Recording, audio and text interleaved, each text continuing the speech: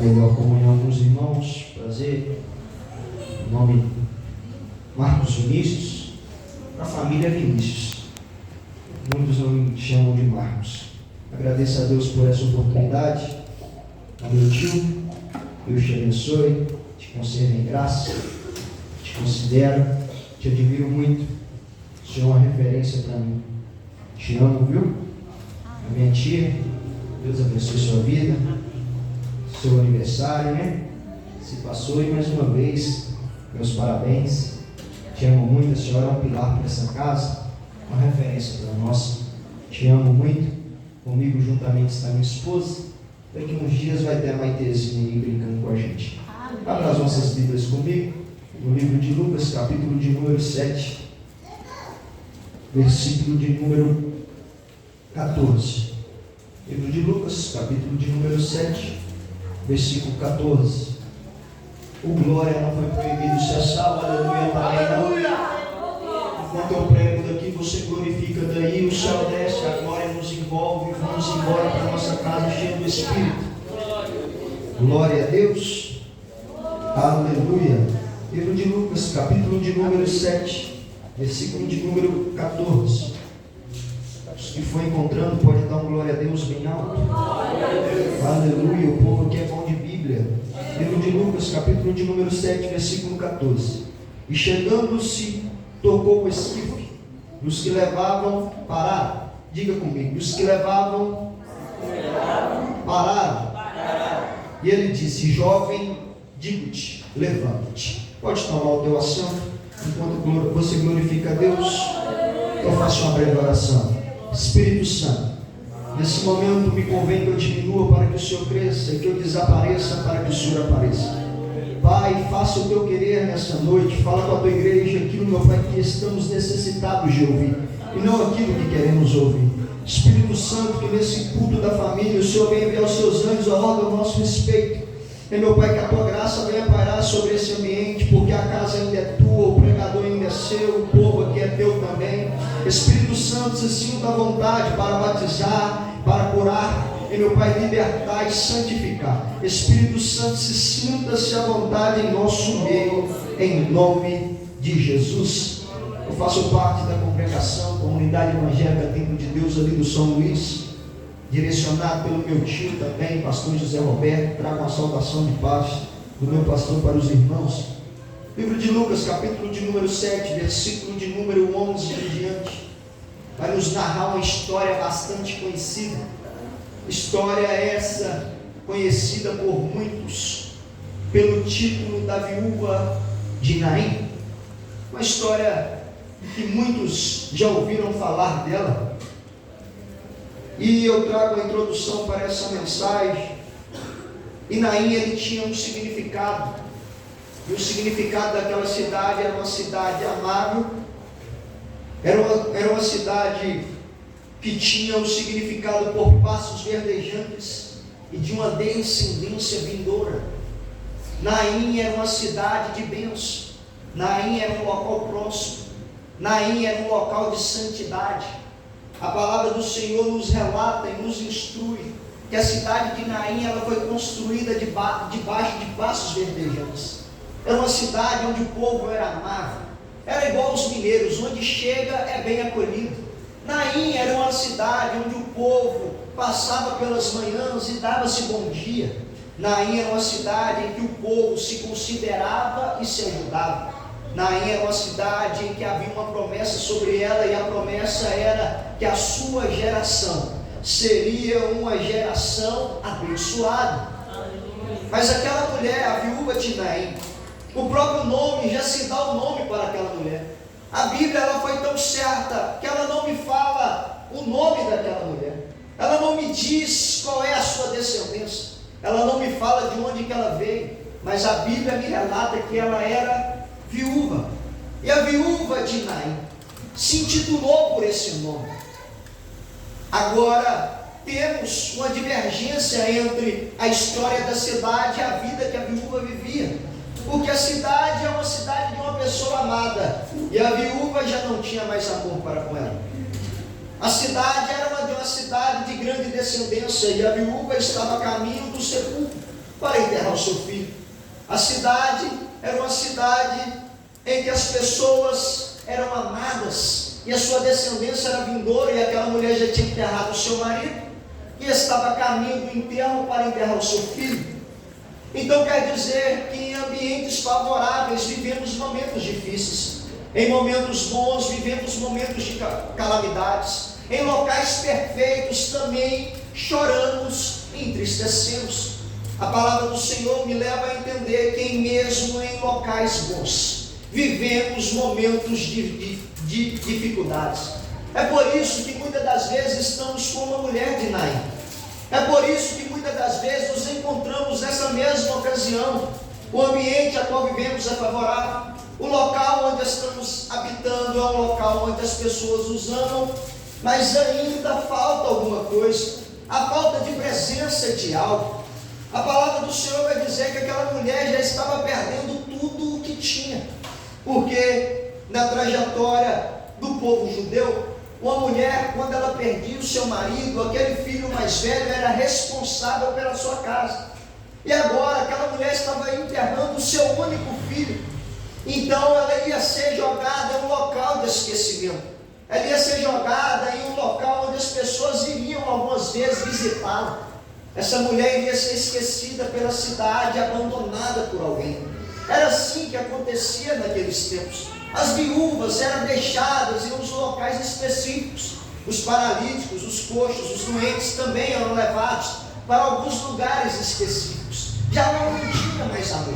Aqueles lugares já não tinha mais esperança. Aqueles locais eram locais onde éramos deixados, esquecidos e abandonados. Aquela mulher já não ia mais enterrar o seu filho.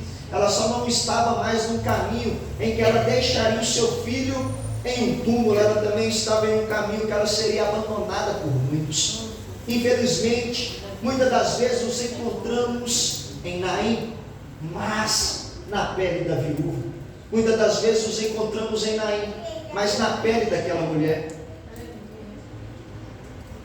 A palavra do Senhor vai nos relatar no versículo 12, que aquela mulher já estava a caminho de um enterro. A cidade parou e se comoveu com aquela mulher. A palavra vai dizer que o povo acompanhava, meu pastor. O povo ia atrás daquela mulher, e uma grande multidão acompanhava e chorava com ela. Eram pagos naquela época mulheres para chorar. Foi um alvoroço na cidade. Declararam luto na cidade, fecharam as portas dos comércios, fizeram uma grande multidão e lá ia enterrar o jovem. A viúva também já estava com o seu caminho decidido, mas decidiram alguém naquele dia passar por Naim. E parece que enquanto uma grande multidão está para sair pela porta, está chegando alguém com a grande multidão também. E esse alguém nada mais, nada menos que Jesus, o Nazareno e os seus discípulos, carregando uma grande multidão. Eu tenho uma palavra para a sua vida. Eu não sei a forma que você chegou aqui, mas na contramão do que você veio, está vindo o Nazareno, dizendo: aonde está a morte, eu estou trazendo vida. Aonde está dizendo que é o fim, eu estou trazendo o começo. E agora, na passagem pela porta da cidade, eu vejo algo extraordinário na palavra, tia, porque aquela viúva e o seu filho, eles não passaram da porta para fora, meu tio. Eles ficaram da porta para dentro. E quem veio da porta de lá para cá foi o Todo-Poderoso, porque Ele ainda é a porta que conserta todas as coisas. Ele ainda é o caminho que endireita as nossas veredas. É por isso que o salmista, no Salmo 119, vai nos dizer que lâmpada para os nossos pés e luz para os nossos caminhos é a palavra do Senhor. Está indo a mulher levando o seu filho, e é por isso que a palavra nos diz que enquanto a mulher está indo enterrar o seu filho, lá vem Jesus. Ele toca no esquife e a multidão parou. O mais interessante é que quando Jesus toca no esquife, o defunto não levanta. Quando ele toca no esquife, a multidão para. Vai ter toques de Jesus na sua vida que é simplesmente para minimizar os passos. Vai ter toques de Jesus na sua vida, vai ser para exatamente parar o caminho que você está percorrendo.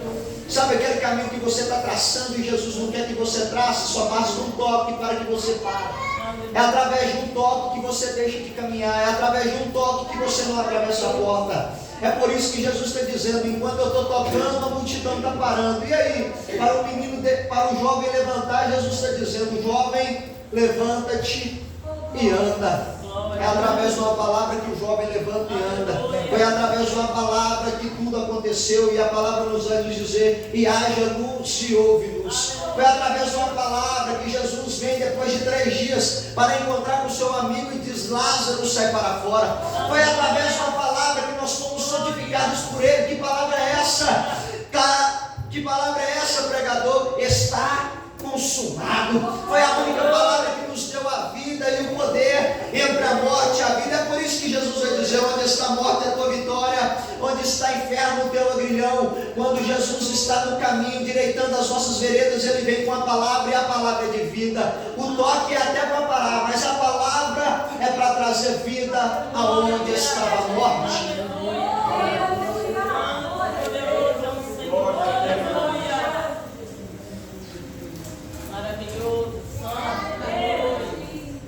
A mulher estava em Naim, local de pastos verdejantes, e se encontrando em vale de ossos secos. Podemos viver em locais bons, mas habitando em momentos ruins. Mas o que não pode faltar em nosso meio em dias ruins é a presença do Senhor. É aquele louvor que vai dizer que me falte tudo, mas não falte a tua presença.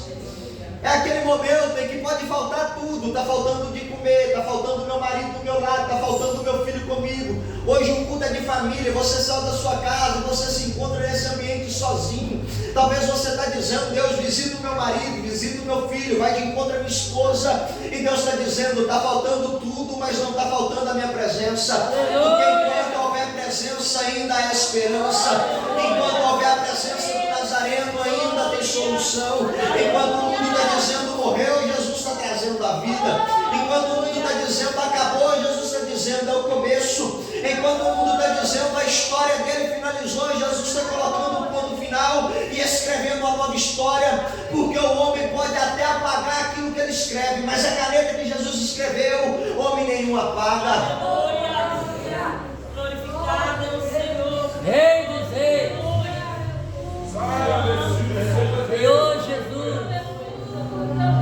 Enquanto vivemos em ambientes bons, e um dia o meu avô me disse algo muito interessante. Ele disse assim: meu filho, preste atenção no que eu vou te dizer agora. Não se conforme com um dia bom, porque todo dia bom vem um dia ruim. Depois de todo dia bom, sempre tem um dia ruim. E depois de todo dia ruim, sempre tem um dia bom. É por isso que o salmista no Salmo 123, no Salmos 23, ele vai dizer: o Senhor é o meu pastor, e nada me faltará. Deitar-me faz em verdes pastos, guia-me mansamente pelas veredas da justiça, refrigera a minha alma. E logo após ele vai dizer: ainda que eu andasse pelo vale da sombra da morte, não temerei mal algum, pois eu sei que tu estás comigo. É Jesus que está comigo nos pastos verdejantes, é o mesmo que está comigo nos vales de ossos secos. É o mesmo Deus que está comigo nas águas tranquilas, e também é o mesmo Deus que está comigo no momento em que as águas estão turbulentas. É por isso que ele vai dizer: Pedro, se tu crer, vem comigo, Pedro. Pedro, no primeiro momento, ele até pisa nas águas. No primeiro momento, ele até caminha por ela. Mas quando ele vê o mar balançando, quando ele vê o vento agitado, Pedro afunda. Mas Jesus estava no ambiente para segurar a mão de Pedro. Jesus está dizendo: o ambiente pode até não estar favorável, mas se eu estou contigo, a certeza da vitória é certa. O teu nome é poder, Jesus. Louvado seja teu nome, Jesus. Onde está a morte, a tua vitória? Onde está o inferno, o teu agrilhão? Agora está indo Jesus, vindo para Naim, a cidade da promessa, o lugar do amor, o lugar dos passos verdejantes, aonde aquela mesma mulher se encontrava em momentos de calamidade. Naim era uma cidade tão perfeita, Naim era uma cidade tão maravilhosa, Naim era uma cidade tão administrada, que naquela cidade não tinha cemitério, naquela cidade não tinha sepulcro, Eles estavam dizendo: no lugar que existe vida não pode habitar morte, então nós vamos construir a cidade, mas não vai ter sepulcro nessa cidade. E alguns historiadores vão nos relatar que o cemitério mais próximo da cidade de Naim ficava entre 2 a 5 quilômetros. Era uma caminhada a ser percorrida com o caixão e segurando aquele defunto para levar para ser enterrado. E parece que naquela manhã a mãe daquele jovem deu a ordem para alguém dizendo: vai lá no cemitério, manda abrir a cova para o meu filho.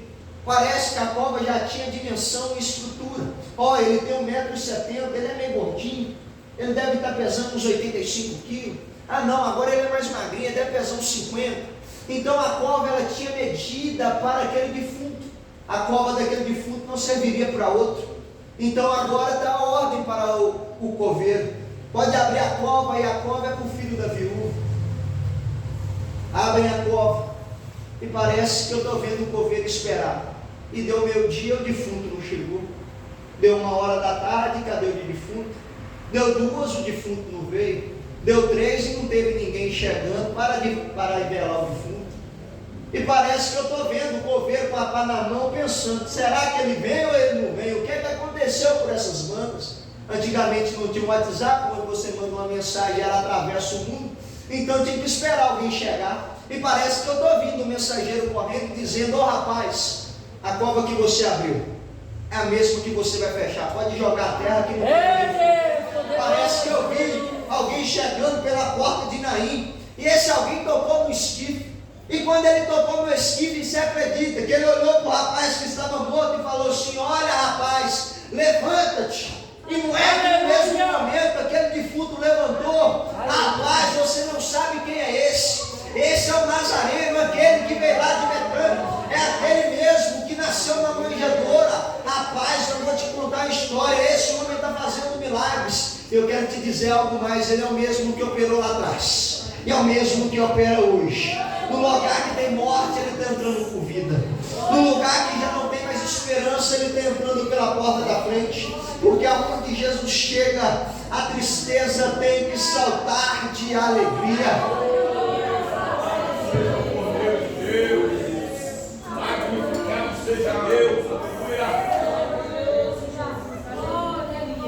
Temos 2 versões para essa mensagem, e a maior delas talvez é a morte espiritual. Talvez nos encontramos num ambiente como o de hoje.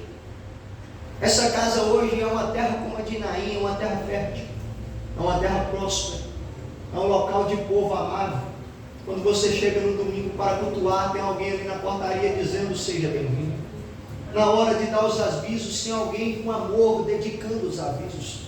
Na hora das oportunidades, tem alguém que dedicou a semana inteira ensaiando dentro da sua casa para chegar aqui e entregar o melhor. Essa casa é como a terra de Naim, e talvez nos encontramos dentro dessa casa como aquela viúva. A morte espiritual já bateu na nossa casa. Já não tem, parece que você olha para a direita e olha para a esquerda e já não há mais vida. Parece que as coisas já não estão caminhando como queríamos que caminhassem. É por isso que a palavra do Senhor vai nos dizer: não nos embriaguem com vinhos onde há contenda, mas os encheios do Espírito Santo.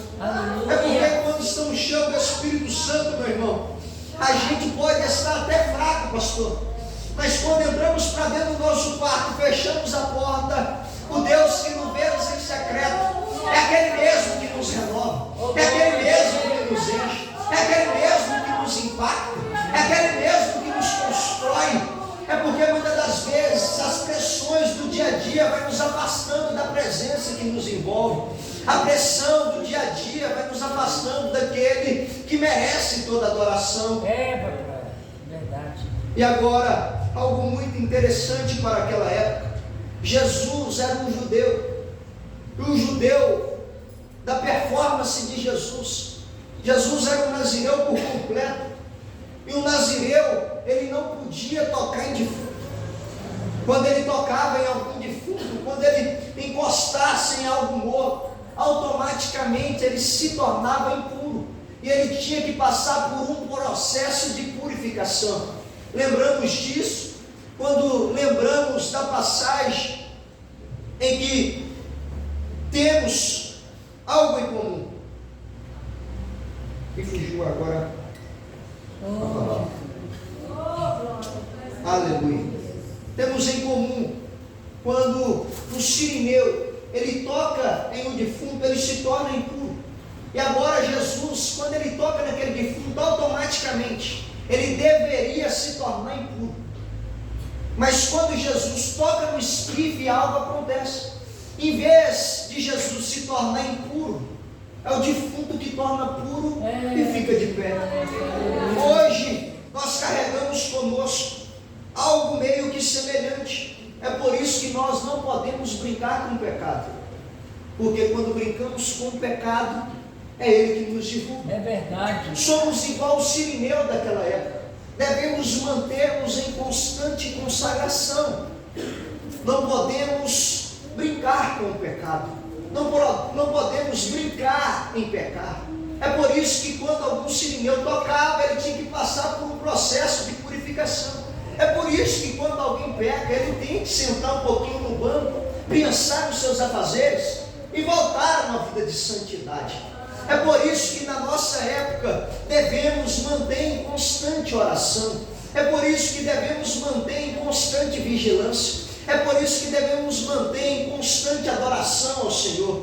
Porque enquanto alguns decidem se embriagar com vinho onde há contenda, nós ainda procuramos nos encher do Espírito Santo. Aleluia. Deus eterno, Deus maravilhoso. É por isso que em 1 Coríntios capítulo de número 10, versículo de número 12 e 13, a palavra nos diz: portanto, aquele que pensa que está de pé, é melhor ter cuidado para que não caia. E as tentações que tem de enfrentar são as mesmas que os outros enfrentam. Mas Deus cumpre as suas promessas e não deixará vocês tentações que não possam suportar. Quando uma tentação vier, Deus dará força a vocês para suportá-la. E assim vocês poderão sair dela. Devemos nos encontrar em locais de paz. Devemos nos encontrar em locais de pastos verdejantes. Mas se o vale de ossos secos bater na nossa porta, devemos manter em vigilância. Se o dia ruim bater na nossa porta, devemos manter a consagração. Por quê? Porque pode até estar ruim, mas temos a certeza que o Nazareno está chegando pelo lado de dentro. Podemos até estar da melhor forma que não queremos, mas ainda temos a certeza que existe alguém que está chegando para tocar no esquife, para endireitar nossas vidas, para cuidar do nosso lar, para transformar a nossa vida. E é por isso que eu te digo algo, meu irmão: não deixe que o dia mal chegue, não deixe que o passos verdejantes se tornem passos secos, não deixe que a tribulação te aflige. É por isso que aquela mulher, talvez ela nunca tinha ouvido falar de Jesus. Talvez a única solução que ela tinha naquele momento era chorar pela morte do seu filho, porque Naim na vida daquela mulher não tinha se cumprido. Naim na vida daquela mulher tinha se tornado trevas. O lugar que era de amor que estava se tornando em lugar de tristeza, porque para ela já tinha sido difícil enterrar o seu marido e agora estava enterrando o seu filho. Mas parece que eu estou vendo aquilo que era triste se tornar em alegria. E é por isso que o salmista vai dizer que o choro até durou a noite, mas a alegria ela veio pela manhã. A palavra não me fala a hora que aquele jovem morreu, mas a palavra também me diz a hora que aquela mulher começou a sorrir. E parece que foi pelo período da tarde. Eu estou vendo Jesus chegando pela cidade. E enquanto Jesus está chegando, a tristeza está indo embora. Aleluia. Enquanto Jesus está vindo, a morte está partindo e retirada. Porque onde Jesus está, alguma coisa acontece. Aleluia. Glória a Deus. E a palavra do Senhor vai nos dizer no versículo 16: e todos sobreveio um temor e glorificaram a Deus, dizendo: grande profeta se levantou entre nós, e que Deus visitou o seu povo. Este rumor se espalhou por toda a Judéia e toda a região ao redor. É muito interessante que onde Jesus fazia algum milagre, os temores baixavam sobre aqueles ambientes. Onde Jesus caminhava, a presença do próprio Deus encarnado de Jesus Cristo era tão poderosa que aonde ele chegava, até os demônios se curvavam aos seus pés. para declarar que ele era santo e digno. Aleluia. Jesus, ele carregava uma presença e um poder tão impactante, que aonde ele chegava alguma coisa acontecia. E não foi diferente. Quando Jesus chega naquela cidade, o milagre daquela mulher se tornou um retrato de Cristo. E é isso que Jesus quer fazer nas nossas vidas. O milagre que Jesus fará na sua casa, hoje é culto da família, o milagre que Jesus fará na sua casa será tão grande que será um retrato da mensagem dele espalhada sobre nós. As pessoas, os nossos vizinhos terão que contemplar o que Jesus está trabalhando no nosso meio. As pessoas verão um lar que talvez era destruído se tornar uma nova casa. O marido que hoje talvez é alcoólatra se tornar um presbítero na casa do Senhor. A esposa que talvez está desviada se tornar uma levita sobre essa casa. Os filhos que estão perdidos se tornarem atalaias do Senhor. Porque aonde Jesus constrói a casa firmada, alguma coisa acontece. Não foi diferente só na vida da viúva, porque quando Jesus encontra com um pequenino Zaqueu, ele olha para Zaqueu e fala: Zaqueu, desce depressa, porque hoje me convém repousar em sua casa. Quando Jesus repousa na casa de Zaqueu, Zaqueu vai olhar para Jesus e vai dizer: ó Senhor, se um dia eu roubei ou denigri alguém 4 vezes mais, eu tornarei a devolver para aquela pessoa. Isso se torna que quando Jesus entra para a nossa casa, o constrangimento da graça que nos envolve, o favor imerecido, aquilo que não era para nós, nos constrange de tal maneira, nos impacta de tal forma, que aquilo que era pecado, a gente deixa de lado. E nós nos construímos em uma vida santa e reta perante o Senhor. Foi da mesma forma na casa de Jairo. Jairo era um grande homem daquela época.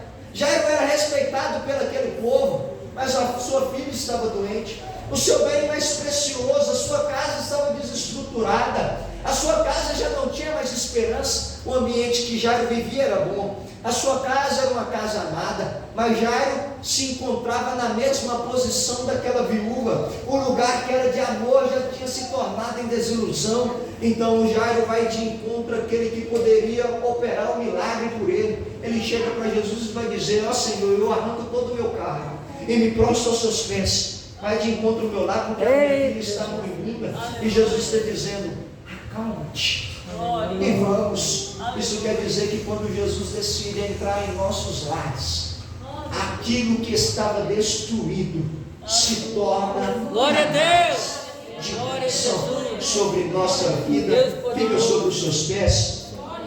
Deus poderoso. Glória a Deus. Aleluia, Jesus. A Deus. A Deus maior.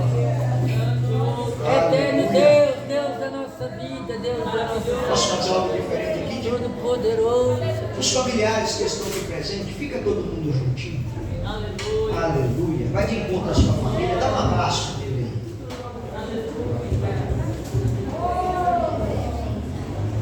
Não deixa ninguém sozinho, não. Se o seu irmão não é da sua família, abraça ele aí, que ele é seu irmão em Cristo.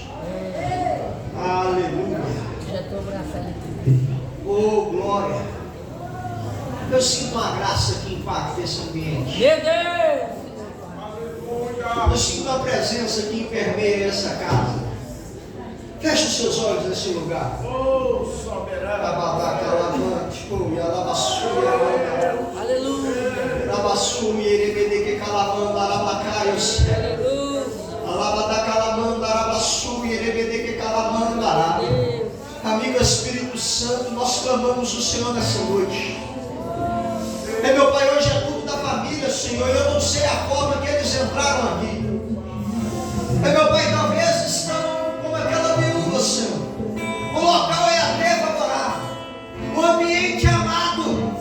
Meu Pai, mas tem se encontrado em desilusões. A família já não está mais presente, a casa já está destruída. Meu Pai, mas hoje é o Senhor que veio ao nosso encontro. Meu Pai, quando o Senhor marca o encontro com alguém, não tem como ficar da mesma maneira. E é por isso que o Espírito Santo, nesse momento, eu te peço, envia seus anjos a ordem ao nosso respeito. Vai de encontro aos nossos lares agora, Senhor.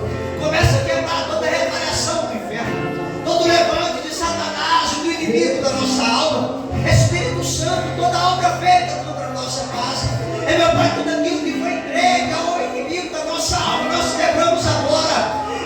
Deus Todo-Poderoso, visita os nossos lares, visita as nossas casas agora, Jesus. Meu Pai, começa a quebrar, Senhor, começa a arrancar todo o mal, começa a arrancar todo o espírito da morte, toda a tristeza e depressão. Meu Pai, o Senhor quebra o arco do valente, o Senhor quebra o arco do porta-lança, queima os carros do fogo. O Senhor é o Deus de livramento. Espírito Santo de Deus, nós te clamamos. Meu Pai, nós pedimos o Senhor nesse momento, restitua tudo aquilo que foi quebrado. Meu Pai, renova tudo aquilo, meu Pai, que um dia se perdeu. Espírito de Deus, aquele que estava perdido, ele foi encontrado hoje. Meu Pai, aquele que estava afastado, meu Pai, que ele vem reconciliar hoje, Jesus, porque a graça que nos envolve, a graça que nos impacta, meu Pai, começa, Espírito Santo, mover as águas. Meu Pai, começa a transformar as casas. Meu Pai, começa a transformar as famílias. Meu Pai, começa a tocar os esquifes. Alabada calabanda, alabassuia, alabada calabanda. Erebede que calabassuia, manda área. Pelo poder da tua palavra, meu irmão, profetiza sobre a sua casa. Faça como Ezequiel, talvez o ambiente não está favorável, mas profetiza aí agora. Arai, céu, alabada calabanda, alabassuia, alabassuia. Erebede que calabanda, alabassuia, mandará. Eu profetizo que eu e a minha casa serviremos ao Senhor, e eu agradeço a oportunidade em nome de Jesus. Glória a Deus, glória a Jesus. Essa você entrou aqui, está parado do Evangelho, deu uma pausa e quer voltar para essa família de Jesus. A oportunidade está aberta. Você quer voltar para os caminhos do Senhor, reconciliar com Ele, a oportunidade está aberta.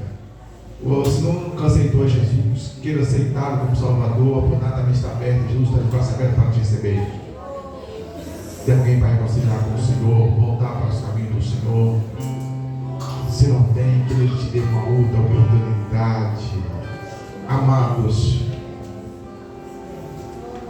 esta semana é semana de oração, onde estaremos entregando aí esse período de oração. E eu amanhã vou estar lembrando os irmãos e me ajude nessa oração. Vamos orar e interceder. Quando eu estiver do dia dobrado, eu quero crer que tem mais de 20 pessoas orando conosco. E aí Deus vai continuar movendo os céus em favor desta igreja, em favor da nossa família. E no que vier a ceia do Senhor, nós vamos estar aqui presente. Também, amado, nós temos terça-feira estudo da palavra, quinta-feira